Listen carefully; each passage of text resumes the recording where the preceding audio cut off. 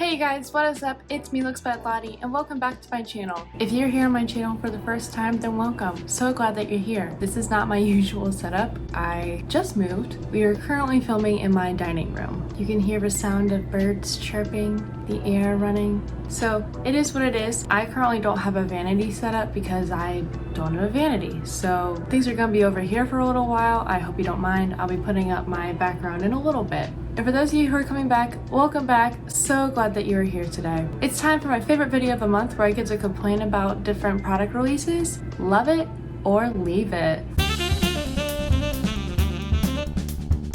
This is heavily inspired by Smoky Glow, Abby Williamson, and Nisi Pisa, all here on YouTube. I will leave their links below so that you can subscribe to them. They are all amazing. But basically, I'm going to talk about whether I think that a makeup release is really great or I think that they probably should have kept it in the drafts. I'm also going to be drinking a beer while I'm doing this. This is a sour beer. It's basically like a Kool-Aid jammer, honestly.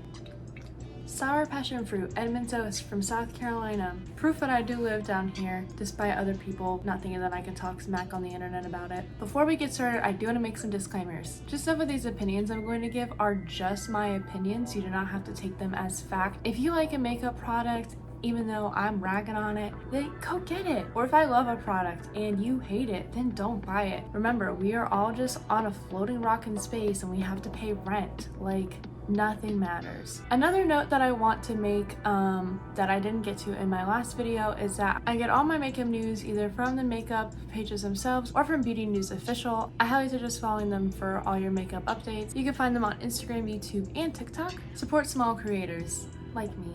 But anyways, let's get into it. I got my laptop right here with a bunch of fun stickers. So we're gonna dive into it. So how I've organized it is I'm gonna talk about one brand at a time and their releases in chronological order. So at the start of the month towards all the way to the end of the month. So first, Makeup Revolution / iHeart Revolution. Are they the same brand? I don't know. But they did a Disney collection and they did The Little Mermaid. And I think that this is a big ol' leave it. I really hate that the face palette and the eye palette close in on each other. I feel like that's just gonna be a dusty, chalky mess. Just imagine that you're going into that face palette, like put some nice blush on and you have like a bright blue in there. Don't tell me that this formula isn't gonna give a little bit of kickback, right? Right, I am right. I guess the colors kind of match the theme of The Little Mermaid, so I'll give them that. The highlighter is pretty though. It's basic, but it's pretty. Kind of lame that they're just coming out with a lip topper instead of a lipstick, but I guess I can't complain. They also did a collaboration with Soph X, who is an influencer on Instagram. This is their third collection, I believe, and I overall have mixed feelings over this. I'm gonna pause real quick for a kitty hello. Hi. She's exploring the apartment. She and her brother Jacob just came in today. And so they're just exploring, walking around, trying to get used to everything, and now she's all being lovey. So I think she's adjusted quite well. Anyways, back to this collaboration. So I'm personally not a huge fan of their eyeshadow formula when it comes to color. I think that their neutral shadows are pretty good as far as I've checked, but I tried like the Blue Donut palette, and that was probably like one of the worst palettes I've ever tried. So I can only imagine that like the colors here are not that great. I mean, I bet the shimmers are fine. It's easy to make a shimmer. How to face that. But I feel like they've also done like a palette kind of like that before. Like I know that they weren't the ones that ripped off the Morphe x James Charles collaboration, but I don't know, how many times can you reinvent the rainbow palette? Not many times. I think that the little palette is cute, but I feel like that would be more appropriate for fall and not going right into summer, especially with those kind of warm tony yellows and browns. And in my personal opinion, it's just my opinion, the face duos just don't go deep enough. Like I don't get what the deal is with these brands. I'll be releasing like 3 face products and it's like light, medium, and deep, but the deep doesn't really even go that deep, you know? It's just like not fair. Oh, you know what? I'll take it back. These are actually highlighters. I guess that's fine. I guess I also have lippies for this collection, but personally, I couldn't find any photos of them, so I have no opinion on them. All right, so next up is Juvia's Place. And I don't talk about Juvia's Place very much because their brand owner is kind of problematic, but this launch really impressed me. And I think that this should be something that's more normal, of course. I shouldn't be saying that I'm surprised by it. Like, it's a bad thing to be surprised. They came out with a bronzer duo, and this has 5 different variations, but it has such a wide shade range, and there's also 2 in each one. I think one of them is a cool tone and one of them is a warm tone, and I think that this can work for so many different people. I know personally for me, I could probably use the first and the second. I will say that the dark one is a little red toned, and so that might not work with everybody's skin tone, but this is like what the Patrick Ta bronzer duo should have been. Remember I talked about those last month and I was like, not great. This is much better. Go buy this instead of that. All right, we got a lot to talk about with Colourpop, so buckle your seatbelts. So the first launch of the month was Super Shock Shadows, which is something I think a lot of us have been asking for. I love this. I think they have a good variation of colors. That lime green one and then like that electric purple really speak to me. And the formula is very wonderful. If you haven't tried a Colourpop Super Shock Shadow formula, I highly suggest you do so. All of their Super Shocks are good. I especially love the Super Shock highlighters. I have 2 in Flexitarian and Lunch Money, and they're perfect every time. Next up is the Malibu Barbie collection. I love some of this, but not all of it, so mixed emotions once again. I think that the palette is pretty on brand with the Barbie Malibu theme, with like all the pinks and blues, but I think it could just use a little more pink. I'm looking at the picture and there's like one bright like Barbie pink, there's a more muted pink, then a coral pink, and then like 2 shimmers, and that's it. I think that maybe they could have replaced more of the peachy tones with some more pink tones. That's just me personally. I think the lippies are good. Barbie's lips are usually some shade of pink, whether it's a neutral, kind of medium, or a big bold pop. So I think that's good. These lashes are cute. I did buy them. And personally, the highlighter should be pink in my opinion. Like, I understand that like everybody loves like a nice like gold glow for Malibu, but Barbie is pink. So just release like a pink highlighter, kind of like the cookie highlighter from Benefit. That is very wearable and very pretty. Next up is the So Lovely collection, and this is an overall leave it, but there are some things that I do love about it. So the palette is cute, but it also is just like very boring. Like, I like how it has that kind of lilac-y shade and that peachy pink, and I think some of the lighter shimmers are pretty, but everything else is just like, you've done this already, give us something new. I think that Colourpop is gonna go down the drain if they keep on giving us like lackluster collections. This one wasn't that lackluster. It had its high points, but if this is a continued pattern of behavior, then they're gonna fall off. If you like these colors of the gel liners, I suggest you get them. I personally haven't tried them, so I can't really speak for the formula. I also haven't tried the lippy sticks, but I'm interested in these. I actually did buy 2 of them. And as far as the Super Shock blushes go, I actually did buy the lightest shade. It's funny because I think this one was my least favorite collection out of all the things that Colourpop launched this month, but I bought the most from that collection, I think. So it's kind of weird, but it is what it is, I guess. Okay, this one. Raise your hand if you thought that this was gonna be like a at-sea vacation theme and not a boring golden palette. Once again, I feel like that they're just not being very creative. They're just playing it too safe. There's some blues and like that peachy peach in there that you can expand on and make like such a beautiful tropical like vacation beachy palette, and we just get basics. You can even keep some of those browns. Gosh, they're like turning into Morphe almost. There are other brands that are doing better and more, and so us consumers are gonna want that more than like Colourpop just like playing it safe and doing whatever. Just my opinion.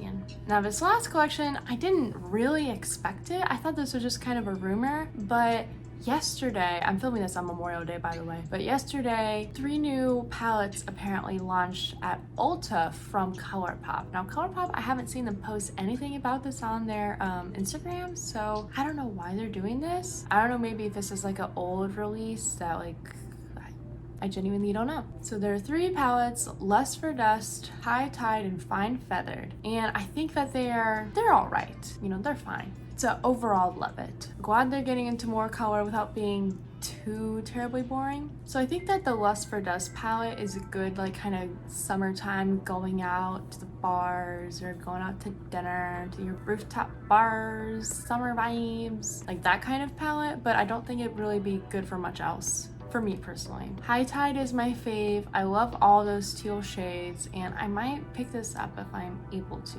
To be fair to myself, I don't have some of those shades in my collection. The Fine Feathered is fine, no pun intended, but I feel like that they've just done something similar to this before, like, and just maybe like darken the shades a little bit. Like, it's kind of like the like, I think there's like a cloud spun palette, or I think they also have like a pinks palette. It's alright, not my fave. Tailing right behind Colourpop, we have Soul Body, which is a sister brand for Colourpop, and they came out with face and body makeup, and this got mixed reviews online. Personally, I think that it's great. I was kind of against body makeup for a while because I just thought that people would like kind of use it in negative ways, kind of like to make themselves look darker, like unnaturally, and kind of okay, I'll just say it, could use it for blackfishing, you know, like if you are able to make yourself look darker, that's problematic. But when Kim Kardashian launched her line of body makeup and said, hey, for somebody like me who has psoriasis, this helps me feel confident because I'm able to cover it up with this light wash of makeup, and I can feel confident, you know, to wear shorts in public or go out to the beach and lie out. And so I think that the concept of body makeup is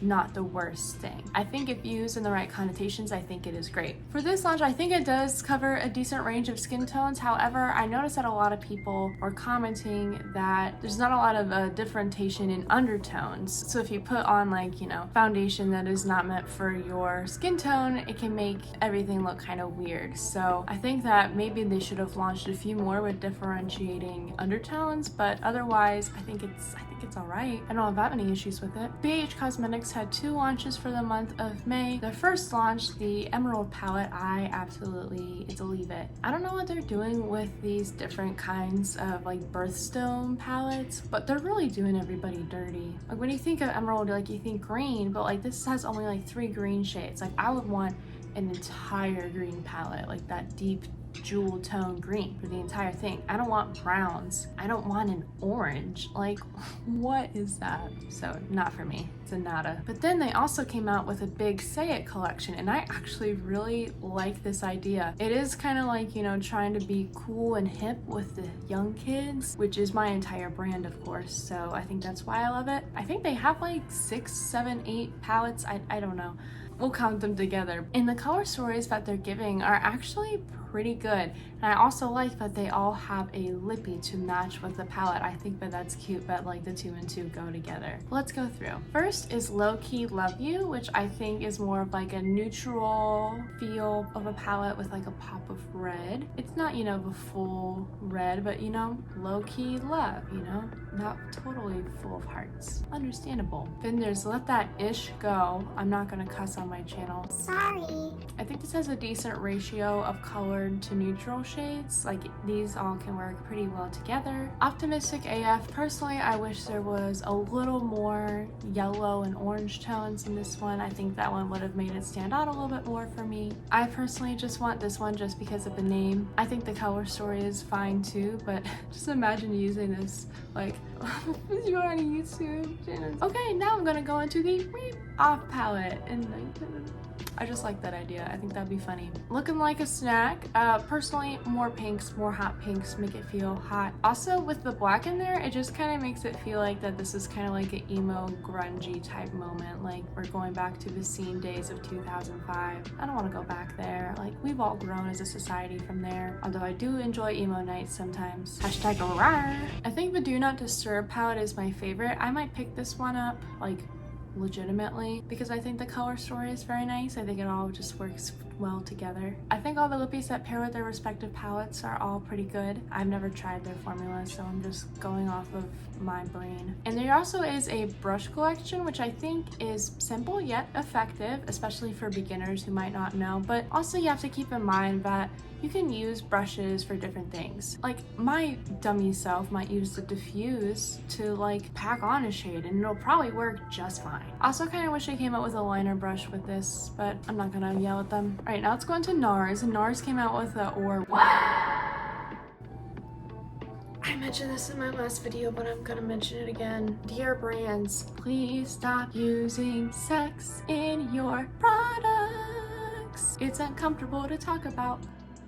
Think about like a 15-year-old like going to Sephora with like their parent or their guardian, and they really want this, and they're like, oh look, like it's like this on the beach, and they're like, oh, why would it be called that? Like, I don't know, it's just strange. It's strange. So anyways, the palette itself, I do love it. I think the shades are all very pretty. I just hate the name. I'm kind of glad that they're branching out from just the normal NARS shade.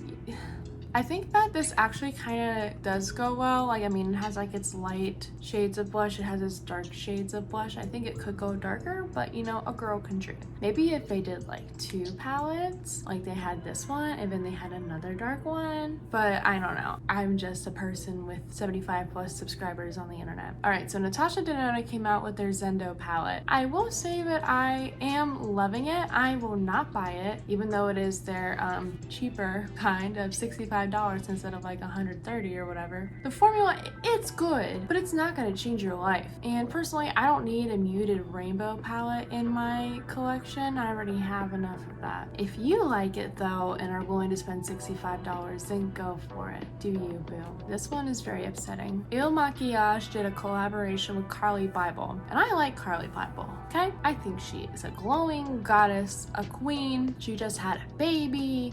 Like, go her. I did like her Anastasia Beverly Hills palette. I heard that got mixed reviews from some people, but personally I liked it for me. I didn't know that she had collaborated before with Makiage. I never saw that collection. I wasn't a fan of her then. But this one, it's a leave it, y'all. It's a leave it. I think it's great, but there are 3 face palettes. Like, I think that all brands should be doing at least, but they don't go as deep as they should. They really don't. Like, that bronzer shade could be somebody's skin tone. If they have one more palette, it'd be a whole different ball game. I think the lip duos are cute. Carly is usually seen with a nude lip, so I think that that's pretty on brand for her, and I don't care about the brushes. I really don't care a lot about brushes, honestly. So let's talk about this Urban Decay Prince collab. Now, I'm not the biggest Prince fan. I think that his music is great. I don't have any issues with it, but you know, I don't know all the information about him. But this is like really kind of overhyped, like for good reason and for bad reason. Like, some people were arguing that Prince was a very private person, so the fact that they were posthumously making a collection for him, a lot of people said that he probably wouldn't like that. I personally don't really have a say in that because I didn't know a lot about Prince. I knew that he was a great musician, but that's about it. So my thoughts on this are not going to be very biased, but let's go into it anyway. I think that this collection is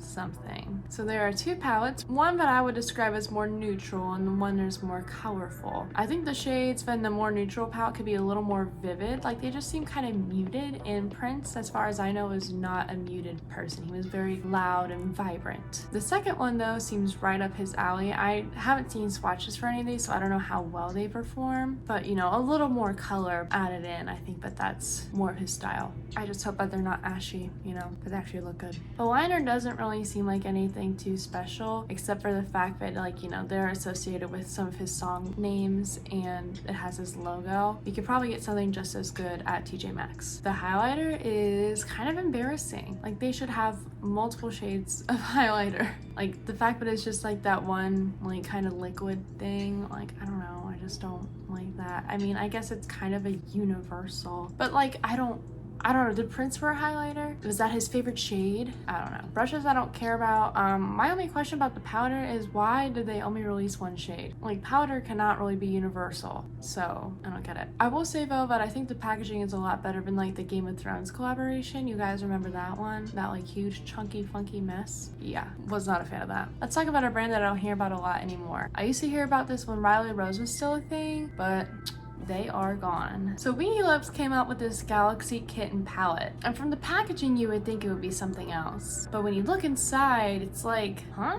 I think it should be called something else, personally. As a cat owner, as you know, we previously saw, it has like cat-like shades. Like, those shades match my cats pretty well. But like, when you think of Galaxy, you think of like, you know, pops of purple and blue, maybe a little pink and green. Like, it's colorful and vibrant. It's not just like, you know, black and white. This is kind of like a ripoff of a Smoke Show palette from Colourpop. The packaging is very cute though, like adorable. A brand that you probably haven't heard about, Lawless Beauty, is doing a range expansion for their Forget the Filler plumping lip gloss. And I didn't know about them either until I picked up their original Forget the Filler plumping lip gloss from Octoly. And actually, I liked it quite a bit. I think it works well. I think that it's great that they're adding more shades, kind of get a little bit more variety, and I hope that they add more shades in the future. Don't sleep on this one, y'all. I don't know how much it is, but it'll probably be worth it. Dose of Colors released a collaboration with Nima Tang for some lip bundles, and I think that this is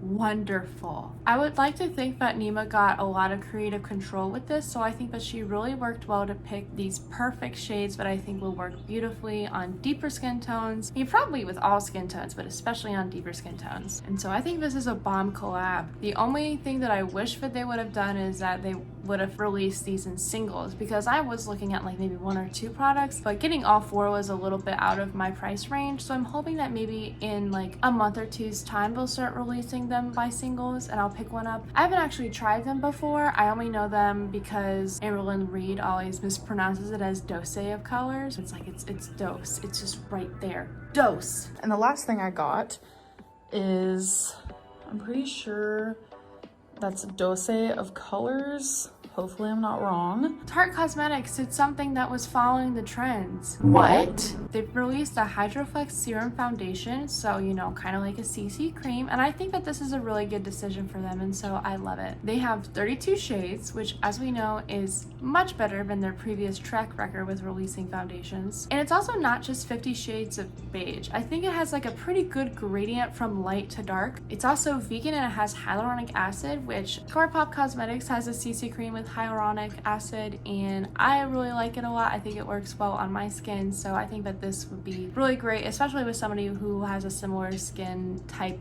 with mine. Let me know how you feel about hyaluronic acid and face products like this below. So Lunar Beauty announced that they are discontinuing the Life's a Drag palette and are replacing it with the Life's a Drag facelift palette. I think that this is great. I thought that the original Life's a Drag palette was pretty good, so I think that kind of expanding it and adding more shades is a really good idea for him. I personally have not tried their formula of their eyeshadows, but I know that their blush formula is very good. You would think, you know, good blush, good eyeshadow, but I still might pick this up when I can afford to. I just can't right now because, you know, I moved. The only thing I don't like about it is the packaging. I just feel weird when brand owners put their faces on their products. It's kind of like Huda Beauty, but I understand what he's doing with it. Like, he's kind of showing like with the tape, which is used by a lot of drag queens to kind of give them like a more lifted look in their face. I mean, a lot of people use face tape like that. It's not just drag queens, it's celebrities, people who just want to look like their face isn't sagging. So I understand where he's coming from. Overall, I really am hoping for the best for him, so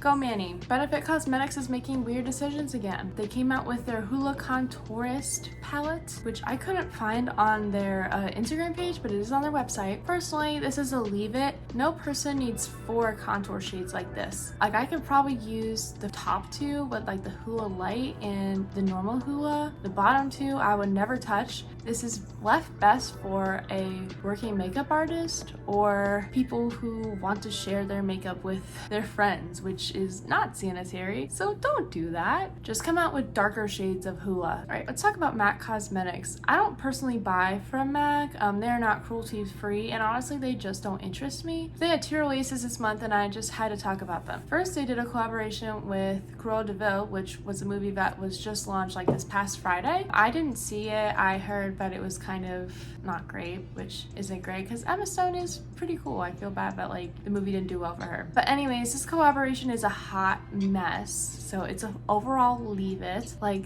this palette doesn't match at all. Like the black, white, and red shades are the only things that matter. Everything else, like that purple, that like weird muted pink, that like tan peach, what is the reason? And also, allegedly, I'm not sure if it's for sure, but apparently you can like, they're quads, so you can like take them apart. Like, they don't even go that well together. Who in their normal mind, like an everyday civilian, is gonna go out in public with a white and black eyeshadow look? It's gonna be a little crazy, so it's a no for me, dog. They also released some lippy products. I guess they're fine, I guess. I think the only thing that really makes sense is like this eye pencil kind of deal where it's black on one side and white on the other. Everything else, like the duo blush, the brushes, and the lashes, those lashes look like you could buy them at your local CVS. So save your money if you really like them. This is just an overall no. No with a heart. No. Then they also came out with their Botanic Panic line, which I actually think is pretty cute. I don't see a lot of color from MAC personally, so I think that they did a good job with using all of these kind of florally, rainbowy colors, you know, for spring. Groundbreaking.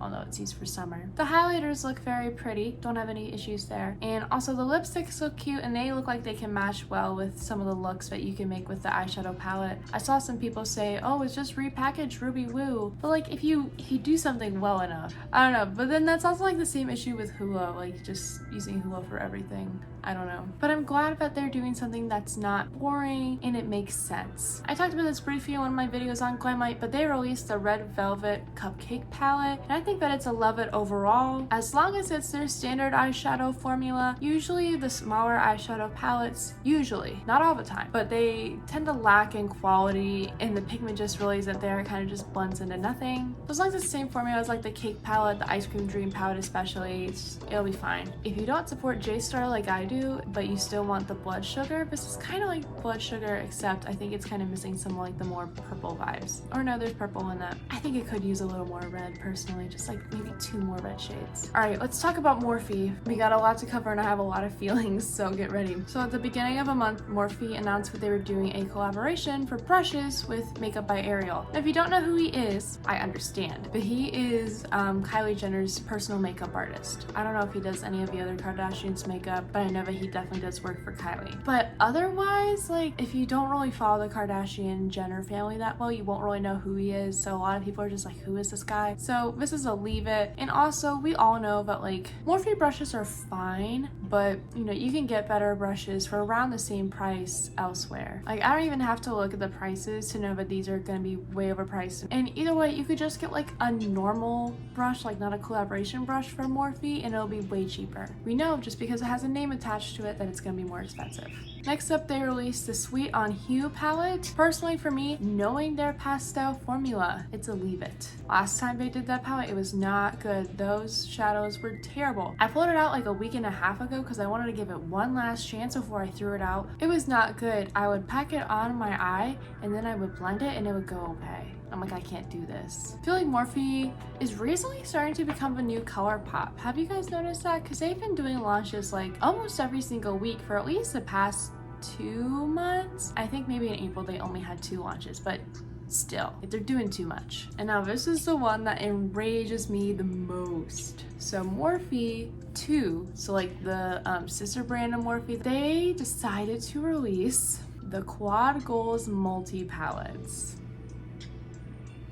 They had the audacity to rip off Natasha Beauty, which is a Korean beauty makeup brand. And I know because I'm an ambassador for them. They ripped them off blatantly during Asian American Pacific Islander month. The only difference that they have is that like with Kaja Beauty, they have matte shimmer, or they're actually gonna be releasing some mattes very soon. I don't know if that was like insider information, but they are. But theirs has like a cream and then like a satin and then a shimmer, or not even a shimmer. I think it's like more of a glitter. Like that's just kind of a hot mess. Like if you're a beginner, you don't want to put glitter on your eyes or on your face. Like that's just stupid. I think that these are $16 compared to Kaja Beauty's, which are $21, but Kaja Beauty's is better quality by far. Morphe, you can't outdo the doer. Last for Morphe for this month, they are releasing the volume 2 of the 25L Live in Color palette, which is a pretty good palette. I actually have it. I bought it when they first released it. I think it was 2 years ago. It was like right after the sister scandal. Personally, I don't need this. If you didn't pick up the first one the first time around and you want to pick up this one, then I actually will say you have my encouragement to go buy it, because 100% of the net proceeds actually do go to the Trevor Project, which is a organization to help LGBTQ plus youth in America. I think that them partnering with this organization once again shows that Morphe isn't all that bad. As well as the net proceeds are also going to be donating $200,000 to the Trevor Project, and I think that that's all wonderful. Once again, if you're going to buy anything from Morphe, I highly suggest that you buy this. As far as my opinion is, that's it. But also do what you want, it's your money. KVD Vegan Beauty is releasing a Planet Fanatic palette. Try saying that 3 times fast because it was difficult for me to say it once. Personally, I think this is really boring. Like, this is a leave it. I understand it's kind of supposed to look like planets, like, you know, like if you were to like land on it and you see like the sky and like the sand. We get like pictures of like Mars, you know, and it's kind of desolate and brown. Like, if you're gonna do something like kind of galaxy or planet themed, I would go the route of BH Cosmetics when they did their Galaxy Chic palette. I thought that that went over really well, and I actually like that palette a lot. I recently did declutter it after I did my declutter video, which was kind of sad to let go because that was one of the first colorful palettes I had ever purchased, but you know, gotta move on. I'm also curious about their formula with the rebrand. I never tried their formula before, but I wondered that in the rebrand if they change any of their formulas at all. What do you think? Let me know below. All right, let's talk about Glisten Cosmetics. Now, I've been following Glisten Cosmetics for a while. I haven't purchased from them. I think they are a UK brand. One of my friends that is over in the UK, Makeup Kit, has a discount code for y'all actually. It is Kitty10 to save 10% off of your purchase. So if you're gonna buy any of these products, do it with her code. First, they released 12 split cake liners. So it's 12 variations of these cake liners and they have 5 different colors inside of them. And I love that idea. The formula looks really good, number one, so I know that these are all going to be just brilliant. They selected smaller influencers to kind of help formulate and create their own split cake liners of like maybe some of their favorite colors, and I think that that's a really cool idea to give smaller creators that platform to make their own product. I think that these color stories are also very unique and interesting. Like, there are some of these shades that you wouldn't find in other cake liner palettes, so I think these could be good to like add to your collection if you don't have these already. They are also releasing a split cake liner for Pride, so it's a beautiful rainbow, and I do love this. These shades look perfect, and they kind of remind me of a cocktail hour palette from Midas Cosmetics, and 100% of the profits are going to be going to different LGBTQ charities. They haven't announced which ones are going to be selected, but they're going to choose 4, and the profits that they receive are going to be split in 4 ways and given to all those charities, and I think that that's a good thing. Like, obviously it's important to help charities. I think that supporting multiple charities is a good idea. I mean, giving money to one charity is a great idea, but I think that giving that opportunity to 4 different charities is also good. It is an act of capitalism that I will accept. So now let's talk about SUVA Beauty, who is doing something similar and is releasing a bundle of 6 of their shades in a rainbow, you know, for Pride. And I do love this idea, but as far as from when I'm filming this today, they have not announced or said that they're going to be donating any money to any LGBTQ charities, which is problematic. Like, it's one thing to